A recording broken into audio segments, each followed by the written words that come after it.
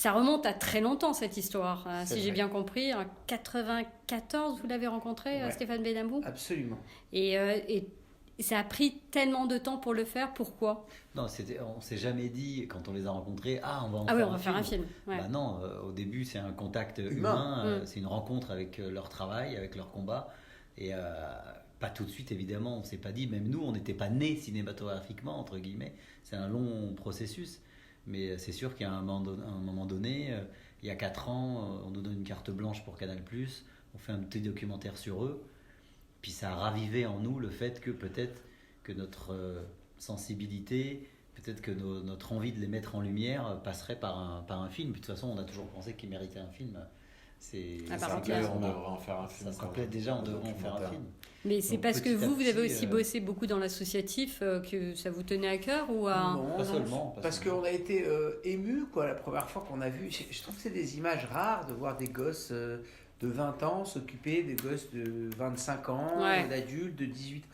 On a vu des scènes où il y en a un, je sais pas moi, une fille qui faisait, je sais pas moi, un brushing à une autre fille alors qu'elle pouvait pas se le faire et qui a essayé de la rendre belle, un mec qui brossait les dents d'un autre. C'est des images qui nous ont un peu humainement marqués et on se disait toujours, après vous savez, faire un film, c'est trouver un angle. Mhm. Si on n'a pas d'angle, on peut avoir des images, mais on n'a rien à raconter. Il faut un angle, il faut savoir par quel bout on aborde une histoire. On l'avait pas. Donc en fait, ça restait, mais vous savez, Intouchable, il est resté 3 ans longtemps, ouais. dans un tiroir avec un DVD avec ce documentaire.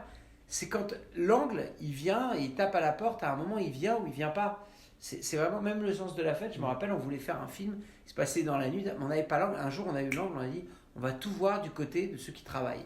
On va s'en foutre complètement des invités, on va s'en foutre de la famille, on va rester que dans les coulisses. Et d'un coup, l'angle est là, et puis, paf, l'écriture, elle arrive.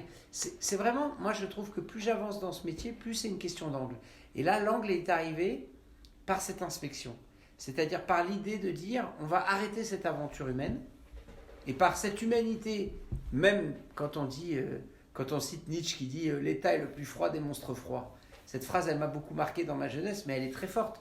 C'est-à-dire l'administration, c'est froid. Et même dans cette froideur qu'est l'administration, l'humanité qui se dégage de ces associations, elle a pas résisté et ils n'ont pas réussi à la fermer. Donc là, il y a un angle. Ouais. Il y a un angle, ça veut dire que ce condensé d'humanité, même face à la structure administrative la plus neutre du monde, elle a réussi à les faire vaciller.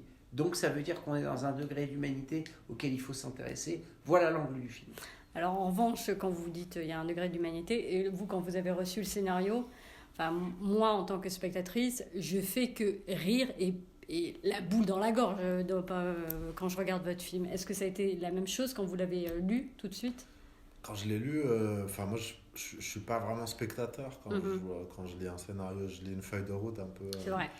Donc C'est qu'une non, promesse, Oui. la rencontre, elle s'était faite vraiment avant, en rencontrant Eric et Olivier, en allant dans les associations, et puis bien avant de lire le scénario, j'étais engagé dans le film.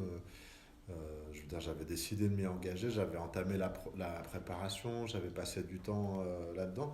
Donc non, il y a le scénario en lui-même tenait ses promesses en tant que feuille de route. J'ai retrouvé tout ce qu'on s'était raconté, tout ce qui m'avait plu dans ce que m'avait dit Eric et Olivier, tout ce que j'avais vu aussi dans ces associations. Puis après, moi, si je lis un bon scénario, ça fait plaisir, mais je le lis aussi comme un défi à relever. Du coup, j'ai pas la détente de me marrer dans les scènes que je lis ou des choses comme ça.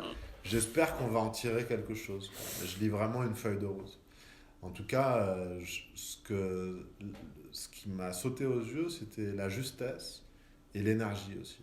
Le fait que jamais on s'installe dans un ton ou dans un autre. Jamais on essaye de faire de la comédie parce qu'il faut faire rire. Jamais on s'affale dans le drame parce que finalement ces gens que j'ai rencontrés ne s'y affalent jamais, ne se laissent jamais complètement... ils sont toujours en lutte, ils sont toujours en mouvement. Et cette chose-là, elle était totalement retranscrite, quoi. Mais ça, c'est un peu votre marque de fabrique à vous deux, d'être toujours sur un fil. C'est-à-dire que vous racontez une histoire et on tombe jamais trop dans le pathos, on tombe jamais trop dans la comédie. Vous arrivez à écrire si justement, mais vous faites comment à deux, en écrivant à quatre mains? Ça, c'est difficile à expliquer. C'est juste que on essaye d'abord, on va beaucoup se nourrir de la réalité, et quand on est là-bas dans ces associations, on est sur ce fil-là. C'est-à-dire qu'on est sur un fil, de temps en temps, on est apaisé, on est paisible, de temps en temps, on a peur, de temps en temps, on rigole. On est exactement sur ce fil-là, donc il est indispensable qu'on essaye de recréer. Donc vachement nourri par la réalité. Oui, vachement nourri. Après, nous, il y a des endroits où on ne veut pas aller, il y a des endroits où éthiquement, moralement, on ne veut pas aller, il y a des choses qui nous font rire, d'autres moins. Donc c'est vraiment, vous avez le reflet, c'est notre carte d'identité en fait, un film à chaque fois. Donc, mais on n'a pas de recette, on ne sait pas comment on fait en fonction de notre sensibilité, en fonction de ce qui nous fait rire, de ce qui nous émeut. Et donc le duo avec Vincent Cassel, pour moi, vous êtes juste ces gars-là, quoi. Je veux dire, il n'y a même pas une seconde, on se demande, bah non, c'est un comédien. Enfin, c'est vous. C'est comment vous vient ce truc de dire, bah ouais, les deux là, c'est bon, c'est eux. Il faut expliquer. On ne donne pas la recette, mais il y a quand même quelque chose qui on le dit souvent, hein, qui nous permet d'avancer. Et parce que aussi, on a le doute. Et le doute, il nous aide à être un moteur. C'est que de temps en temps, on fait le projet, on s'imagine, et c'est très ludique, c'est très enfantin. Hein, parce que c'est comme qu'un petit qui dit et si on faisait ça, et si on jouait ça. Quand on est petit, on prend des jouets, on dit et si. Mais à un moment, comme on est dans un monde d'adultes quand même, on a besoin, comme si on avait besoin de se valider ça avec des gens plus sérieux. Et quand on a imaginé les comédiens, on a imaginé ces deux-là, on s'est dit, allons les voir, et s'ils nous disent que c'est bien, alors ça voudra dire qu'effectivement c'est bien, parce que ces deux gars, ils font attention à ce qu'ils font. Nous, on regarde beaucoup les acteurs. On les check, on les super check, on les scanne. Donc on voit les carrières, on va voir. Moi, j'avais été, quelques mois avant, j'étais voir le film de David Olofen qui s'appelle Frères ennemis. J'ai évidemment vu beaucoup de films avec Reda. J'ai été voir aussi le film de Romain Gavras, Le Monde est à nous, avec Vincent Cassel. Donc, je vais voir déjà le dernier film qu'ils ont fait pour voir la tête qu'ils ont, tu vois, un peu la gueule d'aujourd'hui. C'est vrai, des fois on regarde un film il y a 10 ans, puis après quand on arrive, on dit, bah dis donc, il a pris cher. Un petit jeton quand même, le truc. On parle pas des actrices, hein, évidemment. Non, bah non, on n'aborde pas le sujet. Ah, dis donc, elle a fait de la chirurgie esthétique. Ah non, pardon. Et c'est sa fille, ah non, c'est elle. Ah, c'est ça. En même temps, tous les acteurs sont des actrices, Dixit. Vincent Cassel. Il n'y a pas d'acteurs, il n'y a que des actrices, il a dit. Mais voilà, donc on va voir, et on sait que c'est des gars qui font attention où ils mettent les pieds. Donc si ça les intéresse, je sais pas, c'est comme si ça donnait tout d'un coup du crédit au film. Alors, c'est pas qu'on doute de nous, qu'on pense qu'on est des Nasbrock, mais à un moment, on repart quand même toujours de ça. C'est un peu ce qui nous a maintenus dans la fraîcheur et dans l'humilité. C'est-à-dire qu'on se rappelle, nous, quand on a fait les premiers courts-métrages, c'était notre méthode. C'est-à-dire qu'à un moment, il fallait qu'il y ait une énergie en face. Si l'acteur, il t'appelle et qu'il te dit je peux le voir parce que j'ai aussi le film, et puis nous, on sait que l'autre film, il est moyen, j'ai aussi l'autre film, ça nous diminue. Alors des fois, ça nous renforce dans notre conviction, on dit il n'a rien compris, puis on... Mais là, leur réaction, elle a été de nous fortifier, de se dire... Déjà, on pensait que c'était bien, mais en voyant leur réaction, ça veut dire que c'est peut-être en fait super bien. Mais nous, on le pense, mais on n'ose pas le dire. Et en fait, à chaque fois, on y va doucement. On lâche l'énergie comme ça. On l'envoie aux chaînes de télé, elles disent c'est super et tout. Nous, on dit par exemple à TF1, honnêtement, c'est pas un film pour vous. C'est pas grave. C'est pas grave. Vous avez le droit de pas y aller. L'affiche, elle est un peu plus cinéma français. Peut-être c'est un film pour Arte ou pour France 2. Avec Reda et Vincent, c'est un casting qui est moins populaire. Et les mecs qui nous suivent, donc on se dit ça veut dire peut-être que c'est bien. Et donc en fait on se nourrit de toutes ces bonnes nouvelles, tout comme on se nourrit de ce que vous nous avez dit à l'entrée de cette interview en nous disant voilà, c'est bien, votre film il me plaît. Nous on n'a pas l'impression qu'il faut que ça s'arrête, il faut qu'à chaque fois on nous le dise. Sinon ça veut dire quand quelqu'un dit c'est super, bon alors on fait l'interview. Et je vais même vous dire un truc. Il y a une phrase qu'on déteste avec Olivier, mais c'est vraiment qu'on déteste. Et les gens ne peuvent pas savoir à quel point ça nous fait mal. Je n'ai plus de frites. Oh non. J'ai vu le film, c'est sympa. Ah bah oui, c'est plat. Je préfère que vous mettiez une claque dans la tête. Je vous jure, je préfère que vous ne me disiez rien, ou même que vous n'avez pas aimé. Mais le film, j'ai vu le film, c'est sympa. Oh, mais c'est pas un adjectif qu'on peut utiliser, c'est pas possible. Sur certains, non, mais pas sur celui-là, mais c'est arrivé sur certains films. Des fois, le mieux, très sympa. Très sympa. Très sympa. Et alors, il y a même le plus dur, je peux même le dire, sympatoche. Alors là, sympatoche, c'est double claque. L'ultime insulte. Moi, j'ai envie de dire, me dis rien. Parce qu'un film, ça doit vous remuer, ça doit vous prendre au tripes. Ça c'est clair. Ça doit vous exploser le ventre. Ouais. Ça doit pas être sympa. Un film qui est sympa, c'est une série, je peux la voir, elle est sympa. Un film, un téléfilm, peut-être un film à la télé que je vois qui est sympa, mais je vais au cinéma, je paye ma place, je prends une babysitter, je viens pour vivre quelque chose. Sinon, je rentre chez moi. Ouais, prêcher cette bonne parole partout. Déjà, on se l'applique à nous-mêmes. C'est déjà ça. Ouais. Et alors, par contre, il y avait une difficulté supplémentaire parce que vous avez des comédiens juste, c'est des perles, mais il fallait tourner avec des comédiens, des enfants autistes. D'autres perles. D'autres perles, exactement. Et Mais Reda a dit une belle chose, je propose que tu la redises, qui disait qu'il n'avait pas de regard particulier sur les gens qui étaient en face. Moi, je trouve que c'est très juste ce que tu disais tout à l'heure. des êtres Sur les humains. partenaires. Oui, ouais. que en fait, ce que tu disais tout à l'heure. Ouais, donc je vais le redire. Bah oui. Non, mais c'est intéressant. c'est enfin, l'idée de professionnel, en fait, ça peut vraiment être très mauvais pour les acteurs de se dire professionnel. Évidemment, c'est notre métier et on fait pas de petits boulots à côté, on vit ça à plein temps, mais on doit jamais se sentir complètement dans le confort, complètement en équilibre. Quand on aborde un nouveau projet, on doit avoir peur, il doit y avoir quelque chose qui vibre, un challenge, sinon ça vaut pas le coup, c'est pas possible. Et moi ça m'arrive très souvent, on fait souvent appel à moi pour jouer avec des non-professionnels. Il se trouve que j'adore ça et que très souvent je réapprends mon métier de comédien avec des gens qui ne sont pas dans des agendas d'acteurs. Un des problèmes des acteurs, c'est souvent de jouer pour imprimer une belle performance, pour ensuite penser que ça va nous apporter des Césars, des rôles, des choses. Ouais. Et les gens qui font ça dans une vraie gratuité et qui ramènent qui ils sont dans des fortes présences, etc., ça nous réapprend totalement le geste de jouer. Et moi, du coup, je regarde... je sais que Vincent, pendant les prises, Vincent Cassel, dès le début, je l'ai regardé, c'était le personnage. Pourtant, je travaillais dans un cinéma quand j'avais 18 ans, je vendais les tickets pour La Haine, je le connaissais depuis avant.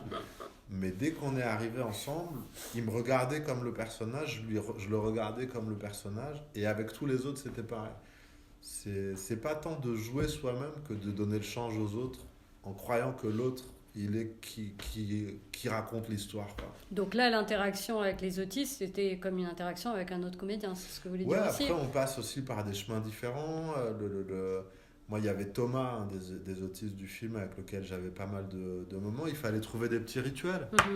Tous les acteurs, je dis souvent, mais c'est vrai qu'on a cette chose autistique de répéter toujours la même chose, les mêmes gestes, de prise en prise. C'est très sécurisant pour nous. Ouais. On arrive le matin, on met notre costume, on vit les journées de tournage sont pleines de rituels. Et comme les autistes ont besoin de rituels pour se rassurer, pour se d'avoir planter un cadre dans le moment, etc. Ouais. Et je me souviens avec Thomas, par exemple, il y avait une scène où on avait un top pendant la prise. Donc il y avait la prise qui commençait, la caméra était sur Vincent au téléphone pendant un moment, et on devait rentrer à un top. Et évidemment, il ne fallait pas que lui ait peur de ce top. Enfin, tout d'un coup, je sais en plus comment c'est que quand on n'a pas l'habitude de ça, ça met une espèce de pression où on attend ce top. Donc ça fige les choses. Et à chaque prise, je disais, ça te dit qu'on pète des ballons? Je disais, ouais, carrément. Et donc je prenais mon téléphone portable et pendant tout le début de la prise, on tapait sur des ballons sur un petit jeu que j'avais. Et puis de l'autre côté, je regardais l'assistant. Quand il me disait que c'était bon, je rangeais le portable, je le prenais et hop, on allait dans la prise. Ça passait. Et à ce moment-là, non seulement ça passait, mais il était même plus détendu que moi en tant qu'acteur. Il était encore plus dans le moment. Vraiment, je le dis sans aucune fausse humilité ou quoi, c'est que ils m'ont par moments ramené encore plus vers le présent, quoi. Quand vous sortez un film, maintenant on dit je vais voir le dernier Toledano et Naikash. C'est une entité, vous deux? C'est une marque. C'est une marque? C'est comme une marque, ouais. C'est comme une marque, là c'est le 7e. C'est peut-être parce que l'union est scellée avec le temps. Parce que 7e film ensemble, si vous voulez, il y a des gens qui s'associent, le temps d'un film, le temps de 2 films, et puis après, Jeunet et Caro, Jeunet il fait son film, et puis Caro il fait de la déco, de la photo, enfin chacun fait sa vie. Quand ça devient presque, je veux dire, ritualisé comme une union durable, effectivement, c'est comme à mon avis 2 avocats qui travaillent ensemble, ou c'est des tandems qui commencent à se fossiliser avec le temps. Il se trouve que notre tandem perdure plus que ce qu'on aurait pu imaginer, puisque effectivement au début on s'est juste dit tentons l'aventure ensemble et puis on verra. Il se trouve qu'on y a pris du plaisir dans les moments difficiles comme dans les moments agréables, et que la complémentarité qui fait qu'on est ensemble crée quelque chose qui fonctionne, donc on n'a aucune raison de l'arrêter. Et puis nous, notre plaisir passe avant le reste, c'est-à-dire le fait de pouvoir se marrer, le fait de pouvoir passer du temps ensemble, de préparer les films ensemble. C'est dur tout ça, c'est des moments durs. Hein. Moi, je dis souvent cette phrase, je plains ceux qui travaillent seuls. C'est une chance qu'on a de pouvoir tout le temps se marrer. Puis des fois, ce qui est assez drôle, c'est que des fois, on fait des références à des trucs qui se sont passés il y a 25 ans. Vraiment, et on rencontre un mec qui dit, putain, il ressemble à lui. Il y a peu de gens qui peuvent... Enfin, des fois, on se sent seul, on dit, oh là là, lui, il me fait penser à lui qui a 25 ans. Je l'ai rencontré, lui, il peut dire, il ressemble au mec avec qui on est parti en Afrique du Sud tourner une pub en 96. Et il dira, plus sûr... Jobour. C'est là qu'on voit l'histoire. Vous avez choisi de reverser 5% là, des profits après le lancement. On l'a pas choisi. C'était normal qu'on prenne leur histoire et qu'ils y gagnent quelque chose. Parce que normalement, quand vous achetez les droits d'un bouquin ou on paye. d'une histoire, vous payez. Donc là, il fallait bien trouver une manière de les rémunérer. Ce qu'on a juste fait, et c'est honnêtement le producteur Nicolas Duval qui l'a tout de suite proposé, donc c'est pas notre mérite, c'est de dire si le film marche, il faut qu'il soit associé, non pas fixement comme un bouquin à qui on dit voilà, on vous donne tant et puis le bouquin il est à nous et l'histoire elle est à nous, mais dans l'évolution. Il se trouve que sur Intouchable, ça apporte. En fait, ma question c'était est-ce que vraiment ce qui leur manque le plus, c'est de l'argent? Oui, c'est de l'argent. Tout simplement. Bien sûr. Tout simplement, c'est bête et méchant. Si le tisme calourd, c'est 1 pour 1. C'est ce que raconte le personnage de Reda dans le film. On fait du 1 pour 1. Le 1 pour 1, ça veut dire que des fois, même un autiste, quand il part en colo, ça veut dire qu'il faut 2 pour 1. Parce que la nuit, il se réveille. Donc il faut il y a un veilleur de nuit. Enfin, c'est de l'argent, bien sûr, c'est de l'argent. Et c'est les moyens qui manquent. Et pour aussi les inclure, etc. C'est pas que ça, mais c'est évidemment le nerf de tout. Avec le problème qu'il y a encore en France, on le voit dans les hôpitaux, eux, ils sont encore derrière, j'imagine.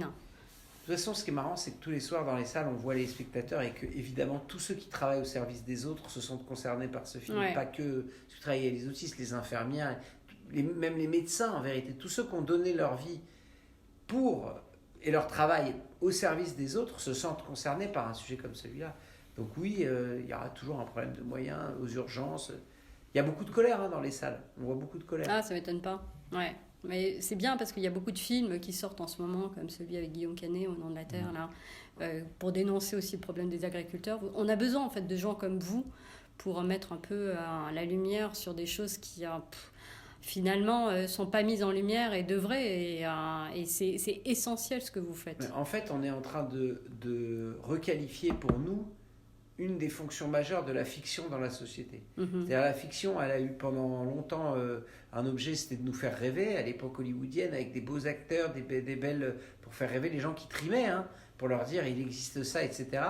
Et puis la fiction, elle a aussi besoin de se renouveler. Et je pense que la fiction, aujourd'hui, elle se nourrit aussi de cette mise en lumière de héros du quotidien ou de personnes qui ne sont pas extraordinaires par essence, parce qu'ils n'ont pas... mais qui ont quand même, dans l'étymologie de extra et ordinaire. C'est-à-dire, ils ont ordinaire, mais un petit peu plus. Mais vous êtes quand même les rois de la punchline. Pourquoi? Mais la réplique de Reda, quand vous dites je ne voudrais pas casser un coup de cœur à l'hôpital, moi, ça me fait juste hurler de rire. C'est c'est vrai, c'est très très écrit. En même temps, le rythme, enfin, ce que j'aime beaucoup chez eux, c'est que en France, on est beaucoup justement dans le mot d'auteur. En comédie, c'est beaucoup dans les mots, quoi. Et eux, ils ont un équilibre entre ça et la musicalité du rythme, quoi, du rythme de jeu, quoi. Et donc, du coup, les punchlines, c'est des punchlines, mais ça passe, quoi. Ça fait pas genre, oui, ça fait pas mot d'auteur, ça fait pas soin de soi. Enfin, il n'y a pas cette lourdeur que moi, je suis plus un amateur de comédie anglo-saxonne que française, très sincèrement. En France, il y a souvent ce truc de les mots. Et chez eux, et puis ils font des options. C'est écrit dans le texte, mais on essaye quand même une ou deux autres options au cas où au montage ça passerait pas. Donc, ils sont forts. Non, c'est sympa. Et quand on parle de vos films, on dit... enfin, celui-là, en tout cas, vous voulez montrer enfant une certaine tolérance sur les communautés religieuses. C'est une utopie ou Peut-être, mais c'est peut-être une en utopie, tout mais cas, en il y a tout une cas, elle réalité existe là, là-bas. et elle pourrait servir de, pas de modèle, mais de, en tout cas, c'est pas parce qu'il y a des tensions qu'on doit pas mettre en valeur ceux qui justement arrivent à coexister intelligemment. Donc, on est encore une fois pas naïf, on sait très bien que c'est pas la majorité, mais il y a des endroits où ça fonctionne. Pourquoi on s'intéresse pas à savoir pourquoi et comment ça fonctionne, plutôt que s'intéresser justement, on s'intéresse beaucoup aux mécanismes de la violence, de la haine, et on a raison. On a raison de savoir comment les gens s'opposent, pourquoi ils s'opposent, quels sont les mécanismes qui font qu'il y a des conspirationnistes, des machins, des trucs. Mais on a aussi le droit, à l'inverse, de s'intéresser aux gens qui fonctionnent bien avec ça, pour qui c'est pas un problème. Et il se trouve que là, il y a quand même un mélange étrange qui font que ces gosses-là qui communiquent pas arrivent quand même à communiquer quelque chose, donc sans parler, puisqu'ils arrivent à les faire s'entendre facilement. Donc est-ce que c'est pas aussi de ce côté-là qu'il faudrait regarder ? C'est une question. Encore une fois, nous, on n'a pas de prétention à autre chose qu'à élever le niveau de questionnement. Et beaucoup de scènes, ou si c'est la totalité des scènes sont vraies, vous vous êtes vraiment inspiré en fait de tout ce qui s'est passé? Alors, on n'a rien inventé parce que rien. Si, peut-être qu'on a un peu exagéré les chidours. C'est vrai que Oui. voilà, mais il en bien. a fait beaucoup. C'est bien. Mais de dire qu'il n'arrive pas à finir une phrase, etc. Je pense que c'est une réalité sur lui, mais ça faisait de la comédie, ça permettait d'alléger un peu certaines situations, mais sinon le périphérique c'est arrivé. En tout cas, toute la fiction qu'on y L'équithérapie. pas la réalité. C'est ça, évidemment, au moment on dit des mensonges, c'est un film, hein, mais en tout cas, ils disent la vérité, quoi. C'est passé à notre moulinette, Ouais. mais ça reste. Puis, je vous mets Daoud dans cette pièce pendant 10 minutes, vous aurez une punchline exactement comme. Ah oui, d'accord. Comme Ouais. Reda l'a dit tout à l'heure, Stéphane c'est pareil. Enfin, je veux dire, c'est vraiment, on a vraiment calqué à cette réalité-là qui nous va bien puisqu'elle nous parle, elle nous sensibilise. On aime tout ce qui s'y passe, toutes les portes d'entrée, que ce soit la réinsertion, que ce soit les jeunes vulnérables, que ce soit la religion, que ce soit le vivre ensemble, que ce soit... tout ça nous anime de film en film. Mais c'est vrai qu'avec celui-là, on a concentré beaucoup de choses. Qu'est-ce qui vous a nourri par rapport à ce sens de la comédie? C'est qui? J'ai cru lire que vous aimiez bien Woody Allen. Woody Allen. Beaucoup. Woody Allen, oui. Woody. Il y a, oui, beaucoup. C'est-à-dire qu'il y a un espèce. Dans la punchline. Ah bah allez, c'est le roi. C'est le maître. Hein. C'est le roi. C'est le maître des phrases. Non, mais C'est l'humour élégant. Les Italiens, les Anglais, comme disait Reda, les Italiens beaucoup, la comédie italienne beaucoup parce que. Comme on faisait avant. Oui, pas aujourd'hui, Ouais. dans les années 60, mais ils riaient beaucoup de sujets très graves. Je veux dire, Parfum de femme, C'est vrai. avec Vittorio Gassman, Nous sommes tant aimés, Le fanfaron, Les monstres, toutes ces parties-là où vraiment on avait peur d'aucun sujet. En fait, à chaque fois qu'on nous présente, on nous dit oui, sur un sujet compliqué. Mais en fait, les sujets qu'ils abordaient, eux, ils étaient encore plus casse-gueule que tout. Tout à fait. Et du coup, à un moment, c'est ça aussi qui vous libère, c'est de voir ce qui a été fait avant et de dire si les Italiens y arrivaient, pourquoi on n'essaye pas? Les Anglais aussi, hein. Je veux dire, ils choisissent des sujets très sociaux, les commitments, comment ça s'appelle, Hot Stuff, là, Full Monty. Full Monty. Je veux dire, aujourd'hui, la comédie anglaise, quand Gilles Lelouch fait le grand bain, on dit c'est une comédie à l'anglaise. Pourquoi il parle de chômeurs? C'est des sujets durs aussi. Il parle de chômeurs, de losers, de mecs pas très sexy, bedonnants, qui met à poil dans une piscine, et d'un coup, c'est ça aussi qui plaît, c'est qu'il y a un truc de j'ai pas peur de mes sujets, je cherche pas à faire que ce qui pourrait plaire. En fait, je ne cherche pas à plaire. C'est ça qui est intéressant. Je ne cherche pas à plaire. Et d'ailleurs, c'est très marrant parce que quand nous on dit nos sujets, généralement il y a une petite grimace et ça nous rassure. C'est un truc sur les autres. C'est l'histoire d'un handicapé. Oh. Cela Ouais, dit, les pour gens revenir vraiment sur ont les envie de voir handicapés, j'ai fait un peu la liste là sur Intouchable. Donc il y a eu un remake indien, argentin, américain, et là il va y en avoir un pour les pays arabes. Ouais. Mais C'est juste énorme. C'est quel pays? C'est les Bah, Émirats arabes. les Émirats arabes. Qui produisent. Ouais, c'est incroyable. C'est un fauteuil en or, le mec, il a un fauteuil en or. C'est incroyable, c'est dingue. Et... Incrusté de Non, vous avez oublié que il y a aussi Bollywood. Je sais pas si vous l'avez su. Indien. Je sais pas, j'ai lu ça dans le film français, ils n'ont pas mis Bollywood. Hein. Mais bon, c'est Si, pas. c'est Ah bah oui, indien, oui. Et argentin. C'est pas, Argentin, oui. c'est pas notre histoire, hein, c'est une histoire universelle. Hein, Mais c'est ça. Elle elle est adaptable C'est dans ça. tous les pays. C'est vrai que là, je suis très C'est curieux. comme un conte, Chinois, c'est ils vont le comme faire un- aussi. Chinois aussi, voilà. Chinois. C'est ça, voilà. Chacun, comme Et les Chinois, chacun ils ont aussi- adapte les C'est personnages. comme les contes de Perrault maintenant. Ouais, c'est vrai. Intouchable. J'ai hâte de voir le Ça gars, le rejoint mec le qui petit veut. chaperon rouge. Ouais, et- c'est bien. Les mecs, C'est un Français qui le pousse. C'est difficile c'est- d'écrire à quatre mains. Non. Non, c'est plus Non, simple non, parce non. qu'on est C'est ni challengé plus à chaque simple, fois. ni plus simple, ni plus compliqué. Mais c'est une mécanique qui se met en route avec. On a directement un public, hein, en Mhm. fait. Hein.